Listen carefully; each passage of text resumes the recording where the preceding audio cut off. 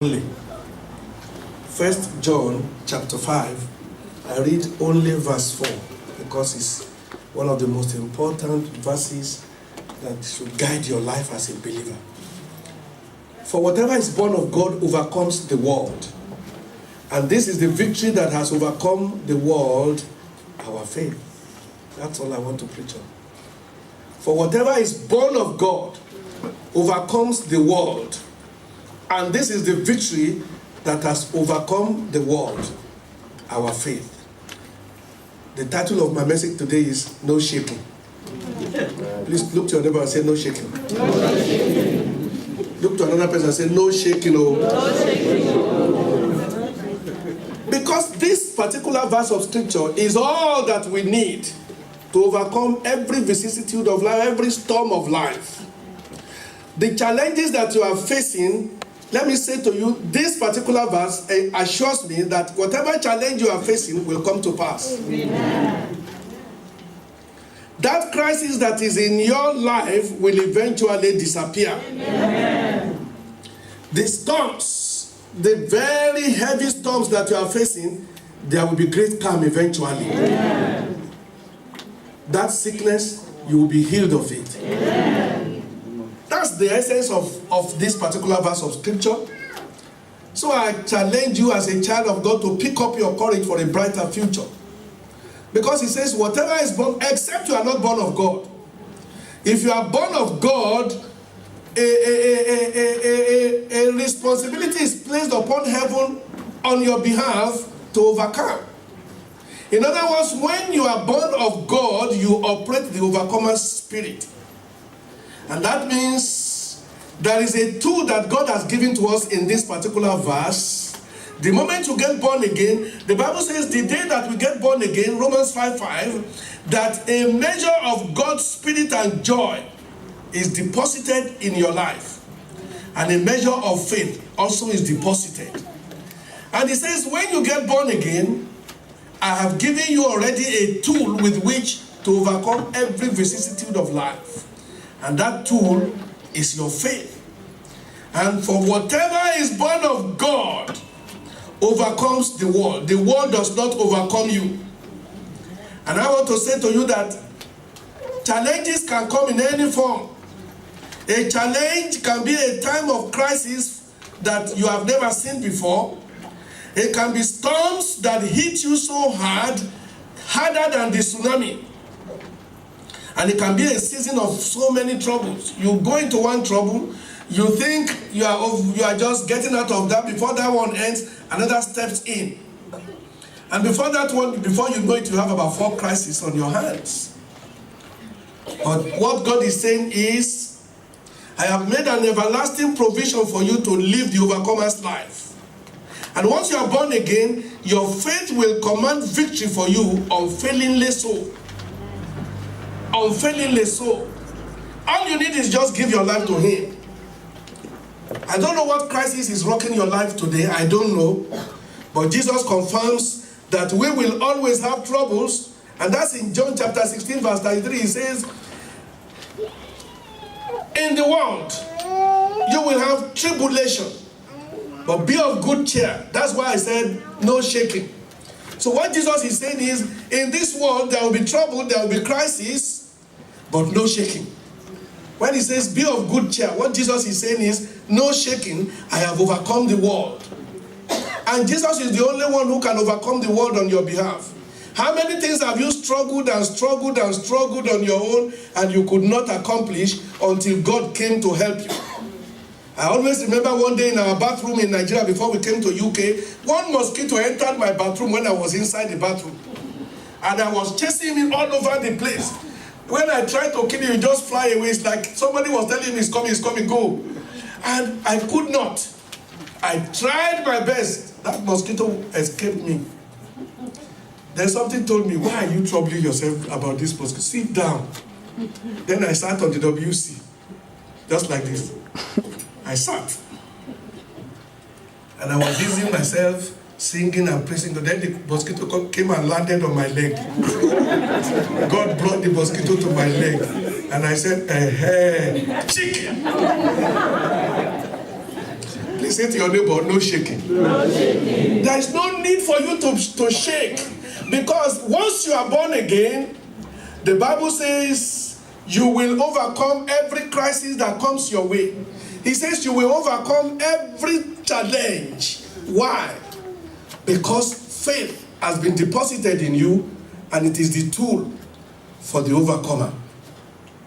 And Jesus saying, I'm sure you will have trouble. And because Jesus lives in you, you will overcome every challenge. Because he lives in you. Don't we sing, because he lives, I can face tomorrow. Because he lives, all fear is gone. I know. Oh yes. He holds my future. And life is I'm living just because your life is worth living simply because Jesus lives. You need to understand the way Jesus relates with somebody who is born again. Is ever by you, always by you. You may not feel his presence, but he's always there. When you are driving your car, you are alone in the car, you think you are alone. Because you are born again, Christ is right there with you. I was listening to the testimony of a man of God who was driving, the driver was driving him in his car, and suddenly they came to a very narrow bridge. And there was coming a trailer. The bridge couldn't take two people, two cars, talk less of a trailer. And do you know what happened? Just as the trailer wouldn't even stop, it was just coming. I think we had somebody like that last year who had an accident. A friend's brother met with a truck on a narrow road, and the truck cleared him. He cleared him and ran away. It was somebody who was just passing by who saw him in the car bleeding, and the boy said he thought he was going to die in the car. And suddenly the man helped him to call ambulance. The man who hit him ran away. And they called ambulance for him, and ambulance had to cut the car into pieces before they could get him out. That was the kind of accident this man of God was going to have. The trailer was coming and he wasn't going to stop. And suddenly God just expanded the bridge for his own child. You don't know the God you serve. With him there is nothing that he cannot do. There is nothing you face in life that you cannot overcome. Why? He gives unto you the spirit of the overcomer. And when he gives it to you, my friend, your life is easy. Look, when I was preparing this message, and I began to ruminate on how Jesus helps those who are his children. And my mind went to when I was a very small boy, very young boy. And my senior brother would be following me. Brother, he would be following me, though he became a troublesome man later. But when we were young, he would follow me. Anybody who wants to fight with me, my brother will say, what's wrong with you? You want to touch my brother? I'll deal with you now. Then I will say, you want to fight me? I can't beat the person, no. He's stronger than me, but because my brother is by my side, I just tap his head. What's wrong with you? You want to fight? But because my brother is there, the man will be looking at me. But the day I see him alone, I'm alone, and the man is coming, that day, I will run to another direction. But once my brother is there, I can cause trouble for anybody. I will. In fact, there was a day my brother said, slap him. I slapped the boy, and my brother held him, and I ran away. That's the way Jesus relates with us, you know. He says, whoever is born of God will overcome the world. There's so much trouble in the world. There's so much. Thank God for the peace that we are enjoying in this part of the world. Somebody, you heard about the person who went into a lorry and went into a crowd and was driving like this and killed 84 people 4 days ago. In France. In Nice, in France. Just drove his. There's so much trouble. But you go through the airport, no tragedy. You go through the train station, no tragedy. I went to London yesterday and I came back. When I got back home, I said, Father, thank you, because at the train station there was no bomb, there was nothing. Always remember to thank God. People who that man killed 4 days ago didn't know they would be dead by today. So if you are alive, it is because the spirit of the overcomer is still following you. give glory to God all the time, all the days of your life. Look at what Ayo has done today. You think it will not be recorded in heaven the way he has given glory to God publicly. It will be recorded in heaven, and that's what I encourage you to do. So the role that Jesus plays is the role of a big brother. And as long as we remain alive, one challenge or problem or crisis upon one another will happen to us. Therefore, you need to get a grip of how to overcome every storm of your future. The first thing is the first thing that I want to say to you is never lose your balance in a storm. Make sure that you are standing well when the storms of life come. Otherwise, the storm will push you down. And when the storm has pushed you down, it will run over you. Because every crisis really produces fear, produces anxiety, it produces lack of confidence, it produces frustration, worry, a sense of hopelessness and abandonment, an urgency for survival. Have you seen somebody who is drowning before? When you are in crisis, you are in urgent demand for survival. You want to survive. You say, God, how will I escape this trouble? How will I survive this storm? But let me say something to you. The answer is in the scripture that we read. If you are born again, you will still overcome. Every crisis is seasonal. Every crisis in life is seasonal. In the season of nature, when winter comes, we say we want summer, don't we? And then after some time, summer will come. And when it is hot, we say, oh, I prefer winter.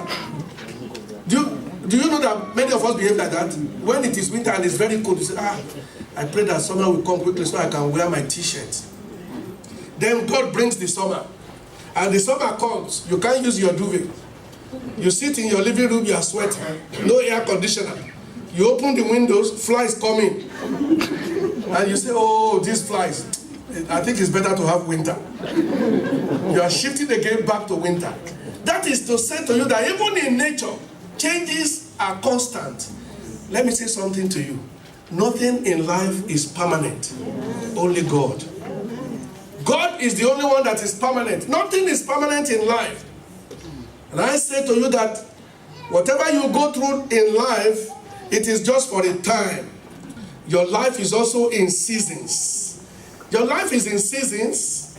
You start with childhood, then you become a teenager, then you become adolescent, then you become an adult, then you go to old age. So our lives move in and out of seasons. Nothing is permanent. Look, when I was a small boy, when they put meat on my food, put one small tiny one like this, and I promised myself when I start walking, oh my God, I will eat meat. Meat will regret that he came to this world. Ask my wife, how many meat can I eat now? In seasons, life is in seasons. That's why Ecclesiastes chapter 3 verse 1 says, to everything that is a season, a time for every purpose under heaven. And verse 2 says, a time to be born, a time to die, a time to plant and a time to pluck what is planted. It says a time to kill and a time to heal, a time to break down, a time to build up, a time to weep and a time to laugh. Time for everything. A time to mourn, a time to dance, a time to cast away stones, a time to gather stones. Time for everything. But what you are wanting to understand is that for every adversity, there is always a counter positivity on this particular passage of scripture. It says if a time to gain, a time to lose, a time to keep, a time to throw away, there is always a balance. If you are born, then one day you will die.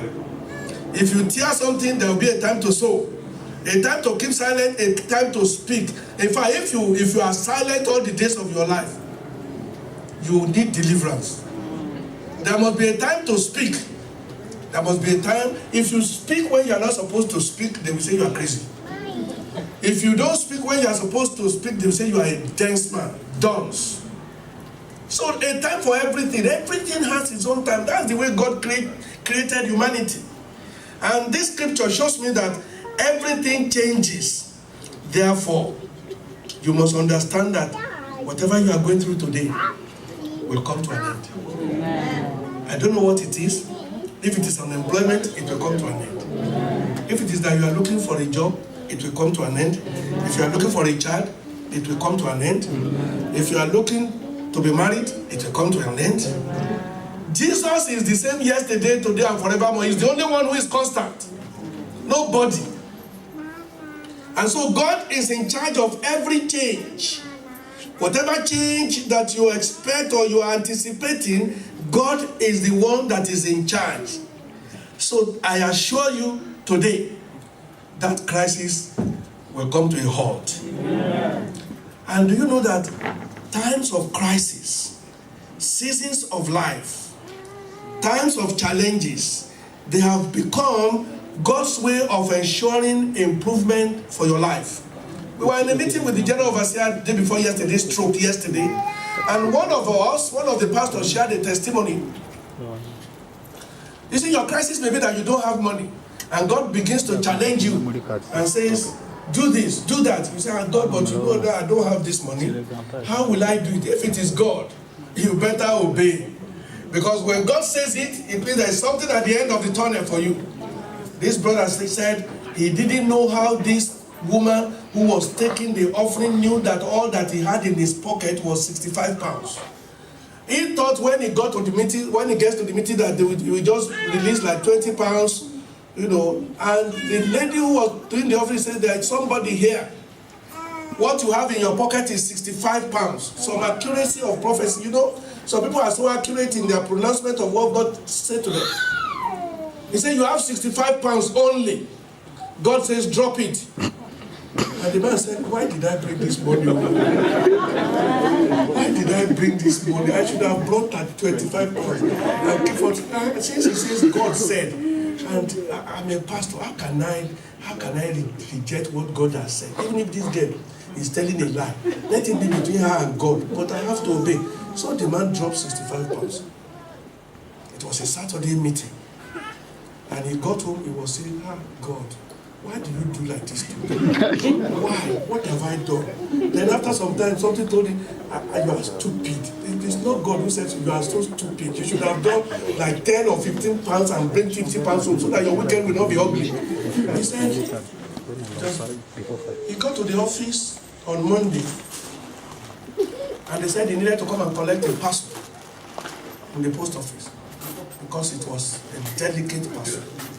And when he got to the post office, he couldn't go on Monday because he was very busy in the office. Then he went on Tuesday. And inside that parcel, how much did he give to the church? 65 pounds. You know how much was in the parcel? 65,000 pounds was in the parcel. He couldn't be telling a lie. It's a parcel. And I just said, this is God. When you are in crisis, it is God's opportunity for your improvement. Particularly when God intervenes in that crisis, don't say no to God. Never ever you say no to God. When you say no to God, you have shortchanged yourself, you have cheated yourself, you have put yourself in a corner where you can't come out easily. Because you find out from life and from testimonies of people that human effort is nothing. Nothing. When God intervenes, you will be shocked at what God can accomplish in your life. Let me say something to you. Life is full of changes. A headmaster was once a schoolboy. I tell you, a head mistress was once a schoolgirl. No situation is ever permanent. Changes in seasons will bring you to the top. I'm telling you, if you are low today, you will get to the top. And you will laugh last. Look to your neighbor and prophesy to me, you will laugh last.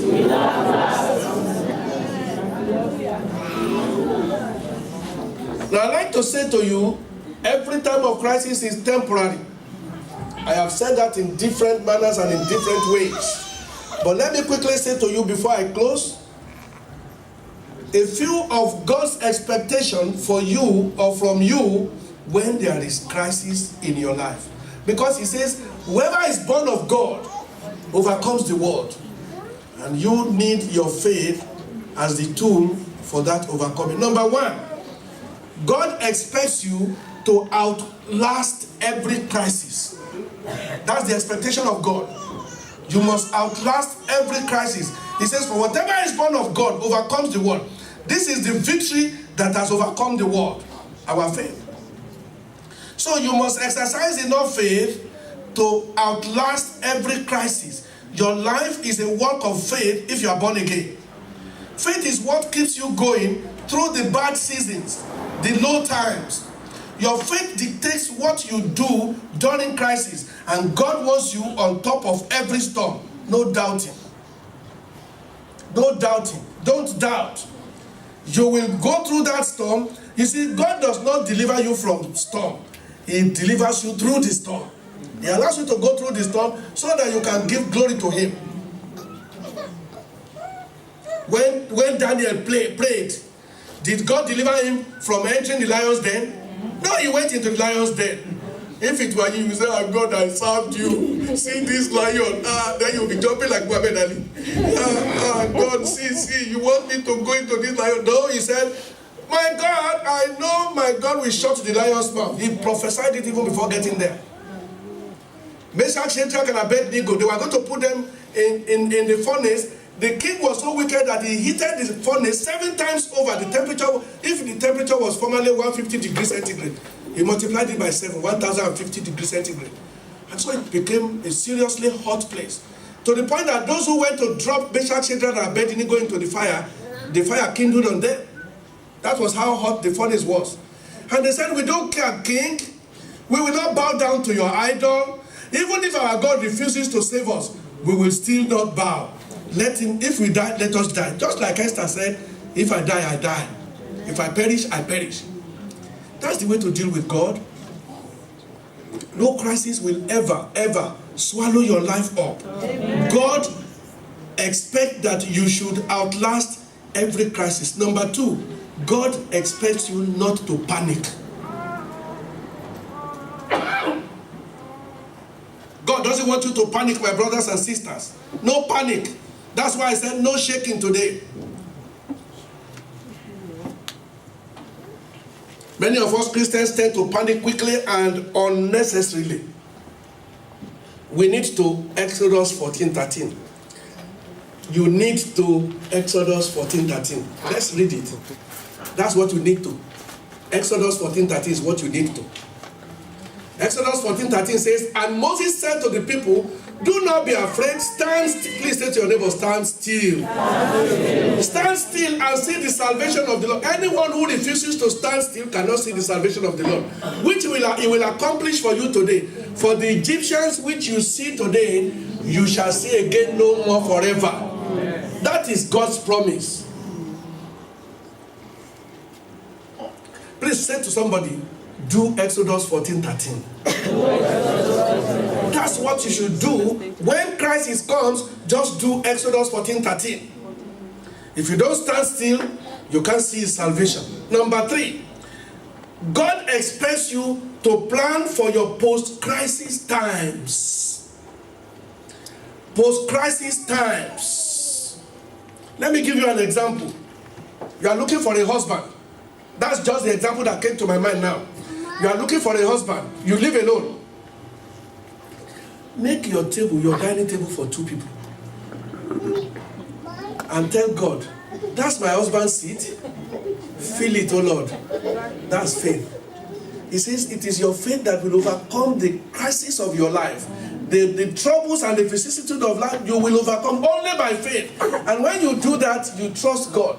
I've seen somebody here who was looking for a baby in this church, and we do things, my wife encouraged her, do things in the children's department, and she was doing it, and suddenly she got pregnant. God, you can't do anything for God. God is not a cheat.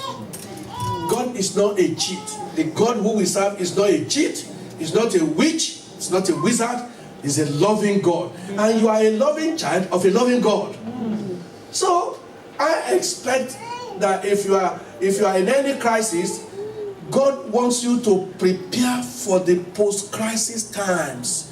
When the crisis will be over, be ready. It's not when the crises are over, you don't even know what to do.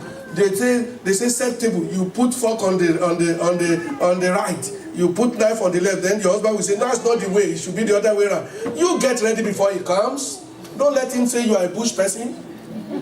Look on the internet, be familiar with the internet. Don't let your husband come and say, you don't even know Google.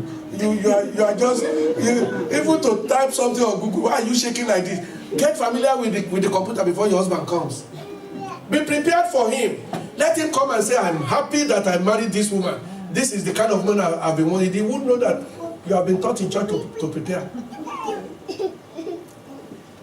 Please look to somebody and say, get ready, get ready, get ready, get ready. Be prepared for the post-time crisis. When the crisis will be over, be ready for him. Number 4, God expects that you should not take permanent decisions during temporary crisis. Don't say it is over. Only God can say that. And it is not over until God says it is over, you know. He's the only one. He's the referee of your life. And nobody can take the whistle from him. Even when the crisis knocks you down, bass. And because God is the referee, he's counting 1, 2, 3, he's the referee. 4, his child is down. 6, and he gets to 9.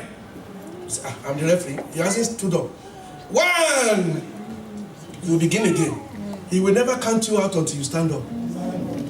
That's what it means to believe that it is not over until God says it is over. When God is counting, he won't stop counting. He will say, this God, does he not know arithmetic? Does he not know that after 9 it is 10? Why do you go back to 9? You want to query God? His child is down. Until that child comes up, he's not going to stop counting. So you are in the hand of a very good God. So don't judge your life by what you are going through today. And God's word to you as I round up is in Genesis chapter 8 verse 22. The Bible says, while the earth remains, Genesis 8:22, seed time and harvest time, cold and heat, winter and summer, and day and night shall not cease. In other words, changes shall never stop as long as you live. Those changes shall come to pass, they will disappear, they will cease. Crisis is soldier come, soldier go. That's what crisis is. Soldier come, soldier go. And once you believe God that there will be an end, I'm looking forward to the end of this trouble. God is so faithful. He will make sure that the trouble comes to an end. Please look to 2 people and say, no shaking, no shaking, no shaking. Look behind you and say, no shaking to anybody who is there. Let's rise to our feet.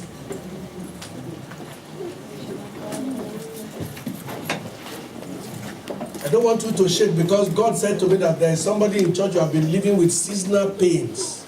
Seasonal pains. And God says, you are being healed in this service. Amen. It's a seasonal pain. It comes over and over and over and over again. God asked me to say to somebody that you thought it is over.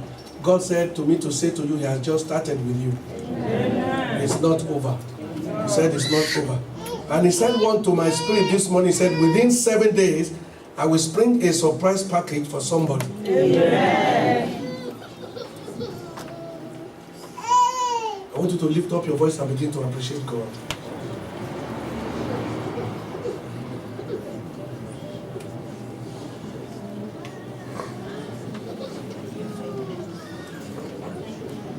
Thank you, Father.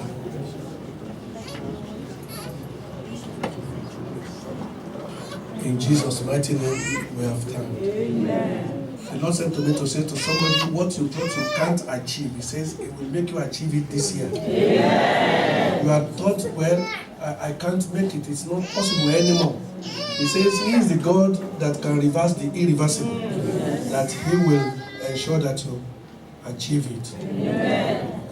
He says to me to say to somebody as well, your future will attract many people to God. Amen. Future will be so bright for you that people will be saying, let's go to the God who did it for you, so you can do also for me. But remember, when the crises are over, give the glory remember to give the glory to him. Don't be mentioning, one day Pastor Daniel said, no, don't mention my name, don't put me in trouble. Give the glory to God that one day I was in service, God said so and so. Don't mention anybody's name. Mention the name of Jesus Christ. Focus on Jesus Christ. Do you know that when they accosted John the Baptist, they said, who are you?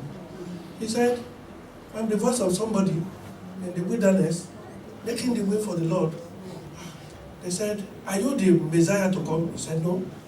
Are you this? He said, no, I'm not. The one who is coming, I cannot even lose the straps of his sandal. He gave all the glory. In spite of all the miracles that John the Baptist did, he still gave all the... How many miracles have you done that you won't remember to give glory to God? John the Baptist was doing miracles every now and then. People were coming. We are talking about bringing, winning souls into the kingdom. You haven't even won anybody this year. And to give glory to God is hard for you. John the Baptist was winning souls every day in the wilderness, every day, non-stop. Thousands of people were trooping to him. Suddenly, Jesus showed up and he gave the glory to him. That's what you should do. He told me this morning that I will do all of what I've said to you, but you must give the glory to me when it comes, because I know in my spirit it will come. Amen. I want you to close your eyes and say with me our normal confession. The Lord said, somebody is here, you have never given your life to Jesus Christ. Let's all close our eyes. I'm not going to call you to come out, but if you have never given your life to Jesus Christ, put your hand on your forehead so I can pray with you there before we, because the confession will not work for you if you are not born again. If you don't belong to him. So if you are here, you want to give your life to the Master, put your hand on your forehead. I will pray for you. Okay, I see your hand, my sister. It's good that God intercepted me before I said it. Is there any other person? Any other person? God says, I want you to belong to me so that this confession can work for you. My sister, just say after me, Father, I thank you for bringing me to this place. I have been a sinner. That's my confession. But I want you to forgive me and cleanse me of all my sins. I declare today that Jesus, you are my Lord, you are my Savior. Cleanse me with your blood. I declare today that I am born again. Take me into your kingdom and let me be a partaker of the blessings of your kingdom. Thank you, Father, because I am born again today. Father, we thank you because you have saved the soul of your daughter. We take him into the kingdom as representatives of the church. And we say, Father, in the name of the Lord Jesus,